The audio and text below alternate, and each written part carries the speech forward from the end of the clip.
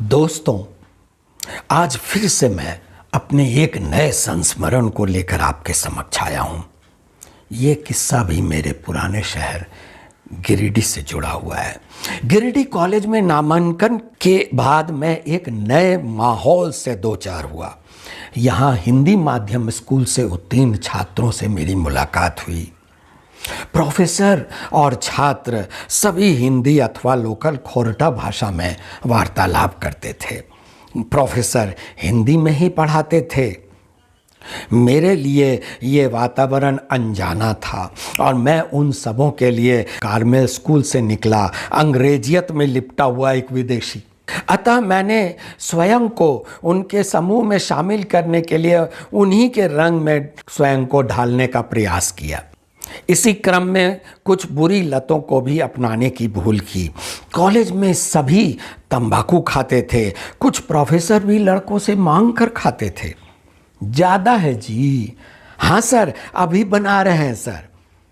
मुझे भी खैनी की लत ऐसी लगी कि बड़ी मुश्किल से इससे छुटकारा पा सका हूँ।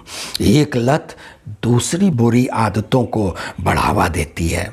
जर्दे वाला पान, गुटखा आदि सभी नशों को अपनाया, सिगरेट भी पी। इस प्रकार मुझे उनके समूह में प्रवेश मिल गया। खुद बाद में ठेकेदारी करते हुए मजदूर राजमिस्त्री से उनके जैसा बनकर खैनी खाकर उनसे काम करवाना मेरे लिए आसान हुआ। जब शिक्षक बना तो पाया कि अधिकांश शिक्षक और प्यून खैनी, सिगरेट, गुटखा और शराब का सेवन करते थे। एक स्कूल में जहाँ काम कर रहा था वहाँ के प्रिंसिपल साहब गुटखा खाते थे। मैं अन्य नशों का कभी आदी नहीं हुआ और केवल खैनी का आदी रहा, क्योंकि ये सबसे सस्ता नशा था। मेरे अपने बच्चों ने कई बार मेरी चुनौती और पुड़िया छुपाई और मेरे से डांट खाई। कितनी ही बार मेरी पत्नी ने मेरी ही ये आदत छुड़ाने की कोशिश की, परंतु मैं इसे तभी त्याग पाया जब मैंने स्वयं छोड़ने का प्रण किया। किसी नशे से मुक्ति पाना बड़ा ही कठिन कार्य है और इसके लिए बड़े आत्मबल की आवश्यकता होती है। कई लोग छोड़ने के बाद पुनः नशा करने लगते हैं, परंतु मुझे अब इससे और इसे खाने वालों से नफरत सी हो गई है। खुद पर आश्चर्य होता है कैसे मैं खुद इतने दिनों खाता रहा। मैंने इस नशे से छुटकारा पाने के लिए दो तरीके आजमाए। पहला था इस नशे के आदी लोगों से दूरी बनाना। दूसरा कि मैंने प्रण कर लिया कि इसका कोई विकल्प नहीं ढूंढूंगा, अर्थात इसे छोड़ने हेतु साथ न सौंफ रखूंगा न ही अजवाइन। आज दूसरों को भी मैं इस गंदी आदत से छुटकारा पाने की राय देता हूँ। कहता हूँ कि इनका सेवन करने वाले का मुंह टॉयलेट सा महकता है, गाल की भीतरी सतह चूने से कट जाती है और घाव हो जाता है। कई युवा यह सोचकर इन्हें अपनाते हैं कि इनके प्रयोग से उनमें से मर्दानगी झलकेगी।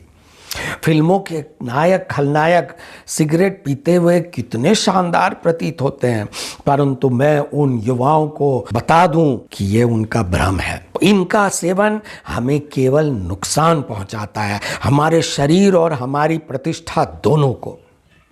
यह घाव कैंसर का रूप लेकर सेवन करने वाले की दर्दनाक मौत का कारण बन सकता है। जरा सा आनंद के लिए हम क्यों खुद को और अपने परिवार को पीड़ा देकर इस संसार से रुखसत हों? कई बार मन में प्रश्न उठता है कि तंबाकू से हानि है तो डॉक्टर आदि क्यों लेते हैं? अपने कार्य के टेंशन का उदाहरण क्यों देते हैं? सिगरेट के पैकेट पर स्पष्ट शब्दों में खतरा लिखा होता है। इनका आदि डॉक्टर शिक्षक दरअसल क्या मूर्ख होता है?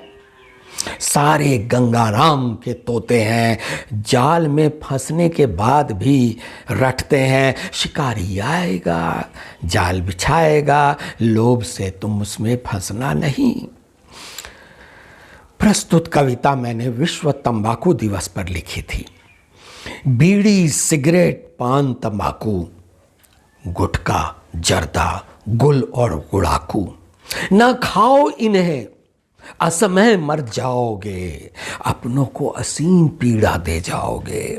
इन्हें अपनाने में कोई मर्दानगी नहीं, इनकी आदत में कोई दीवानगी नहीं। दुनिया बदरंग होगी, बचे दिन गिनोगे।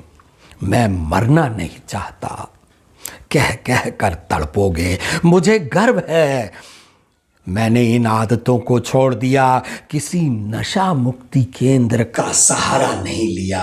आशा है आपको मेरा ये पॉडकास्ट भी अच्छा लगा होगा। धन्यवाद।